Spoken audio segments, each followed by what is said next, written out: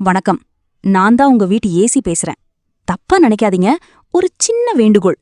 கடைசியா என் ஃபில்டரை எப்போ சுத்தம் பண்ணீங்கன்னு ஞாபகம் இருக்கா? 6 மாசம் இருக்குமா? இல்ல 1 வருஷமா? உண்மைய சொல்லணும்னா, இப்போ என் ஃபில்டர்ல தூசி மட்டும் இல்ல, கண்ணுக்கு தெரியாத கிருமிங்க, பாக்டீரியா, பூஞ்சையெல்லாம் குடும்பம் குடும்பமா குடியிருக்காங்க. ராத்திரி நீங்க நிம்மதியா தூங்கணும்னு நான் குளிர்ந்த காத்து விடுறேன். ஆனா அந்த காத்தோட சேர்ந்து இவங்களும் மூக்குக்குள்ள துண்டைக்குள்ள வந்துடுறாங்க. எனக்கே கஷ்டமா இருக்கு. அப்புறம் காலையில எழுந்து தும்புறீங்க, சளி பிடிக்குது, ஏசி ஒத்துக்கலன்னு என் மேல கோவப்படுறீங்க. ஆனா தப்பு என் மேல இல்ல, என்ன சுத்தம் பண்ணாததுனால வந்த வினை. அதனால ஒரு சின்ன உதவி.